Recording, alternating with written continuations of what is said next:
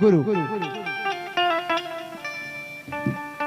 जब छोटे से बालक जन्म लेके आते ना दाई, बालक माँ के गर्भ में 9 महीना 10वां के छाए में माँ के गर्भ से बाहर आते तो पहला गुरु माता होते। पहला गुरु आप मनहर होता है, बेटी बेटा के गुरु पहली माँ होती, पहला गुरु। जब बच्चा नार फूल सुधा गिरथे न माँ के गर्भ से, सुईन माता होकर कान ला फूकते, फूकते नहीं, सही बात है गुरुजी।